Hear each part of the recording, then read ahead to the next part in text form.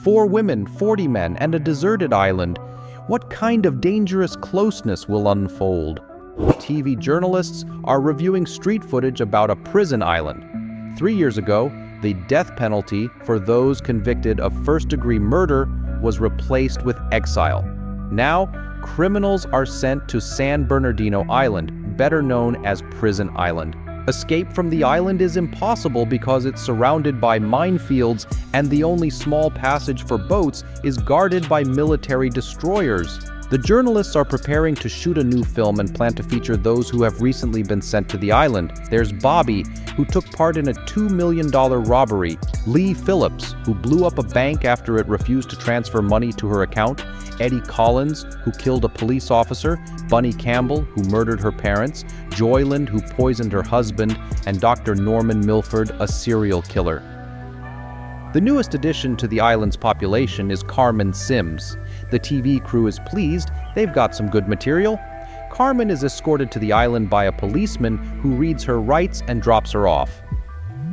The first thing she notices in the coastal waters are the bodies of deceased female prisoners. She sets up camp for the night, unaware that a man is watching her from the cliffs. She struggles to start a fire, and then a stranger comes down to the shore. He offers Carmen some local tobacco, but she declines. It's Dr. Milford. He explains that the others are camped nearby and that there are now about 40 people left. Carmen asks about the number of women on the island, but the man says he wishes there were more and remarks that everyone on the island is a killer, except for him, as he's innocent. Carmen gives a knowing smile, of course. The doctor leaves, and Carmen remains on the beach for the night. The next morning, she heads to the prisoners' camp. Meanwhile, Bobby, who has taken charge of the camp with his loyal assistant Mac, emerges from his hut. Carmen boldly enters the camp and sees a lot of men and only 3 women. She tries to strike up a conversation with Bobby's right-hand man, but he quickly asserts his authority. Carmen cries out, but no one offers help, not even the women, who silently retreat to their hut. Later that evening, the women of the camp find Carmen asleep on their mattress. After a scuffle, she tries to leave, but they won't let her. The women explain that they are the most valuable commodity on the island, and no one is going to let them go. Carmen is determined to change the system, but the next morning she has no choice but to join in the work with the others, plowing the land for a future garden. After a long day of hard labor, Carmen asks if anyone has ever tried to stand up to Bobby and his gang. She's told that there are some escapees, but no one can guarantee they're any better. Occasionally, fights break out among the men, but Bobby and Mac quickly and ruthlessly put them down. During the day, the women work on building a storage shed. Carmen's hands are rubbed raw, and the doctor tries to help her, but the overseer drives him away. In the evening, the women get themselves ready, but when Monk enters, he announces that they all have a night shift ahead, except for Bunny. She belongs to Bobby and only goes to him.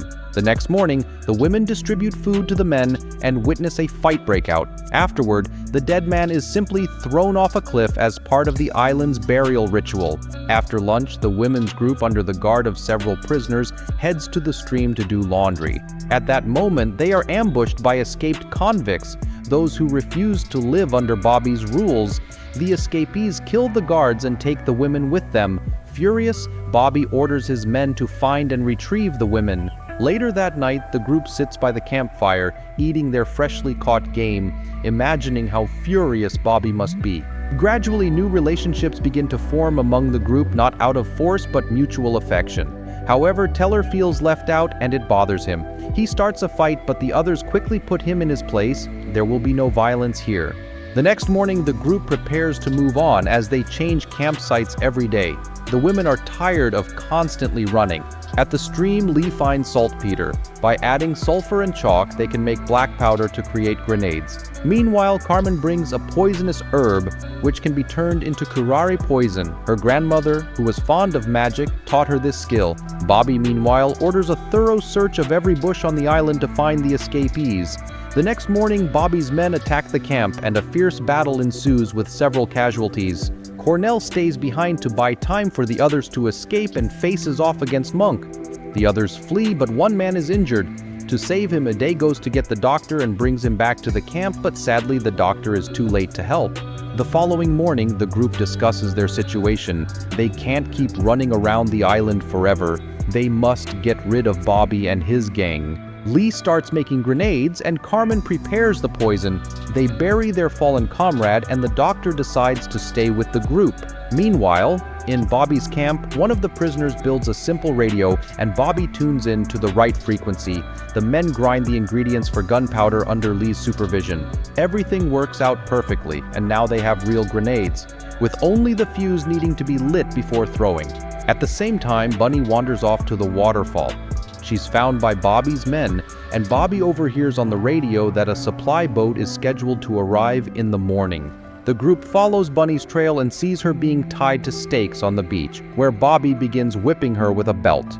The women want to help but realize they are no match for the gang. Just then, Bobby spots a police boat approaching, and he and his men hide in the rocks. The arriving police officers unload crates of supplies onto the shore.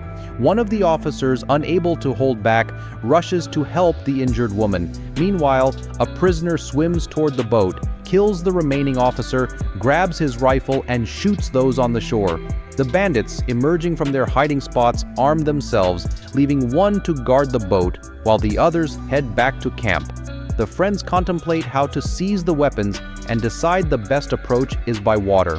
One of them dives into the ocean, swims to the boat, and uses a blowpipe to shoot the guard. The bandit falls, and now the friends have a gun and the boat from which they drain the fuel. At this moment, the doctor sees Bunny and rushes to her aid. Back at the camp, Bobby accuses Monk of cowardice, but Monk defends himself, arguing that too many important people have already died.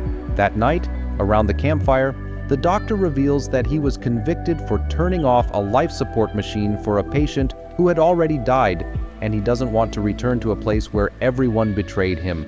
The next morning, the group heads toward Bobby's camp, but it's deserted. They strategize and split up to their designated positions. The women prepare gas cans, and when the time comes, Bunny is supposed to let the gasoline flow through the pipes to the storage and set it on fire.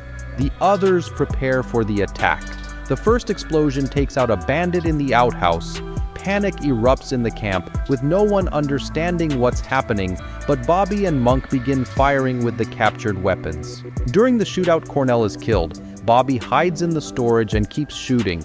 Then Lee grabs a grenade and runs toward the bunker. There's an explosion, but Bobby survives and shoots Lee in the back, killing her. A wounded Monk reaches Bobby's bunker and begs to be let in. Now they both shoot together. Monk is frustrated as Bobby wastes too much ammunition. Joy signals to Bunny, but she is in shock and can't remember what she's supposed to do. She rushes to help the injured but gets shot herself. The doctor then runs to her, hides her in a safe place, and runs to the pipes, releasing gasoline into the drainage and setting it on fire. Bobby realizes too late as the smell of gasoline hits him. There's an explosion that destroys the bunker, and a burning Bobby emerges. Furious, Eddie spots Monk and plans to shoot him but hesitates. In the aftermath of the explosion, Monk is severely burned and blinded. It's over. Peace and calm return to the camp. The people tend to daily chores. Even the blind Monk is involved carrying water. The doctor and Bunny walk toward the sea. The arriving police ask to speak with Dr. Milford, as there's a new trial awaiting him on the mainland, but the doctor replies that Milford is dead. He has no desire to return. This is his home now. A new woman steps onto the shore, greeted with the words, "Welcome to the prison island."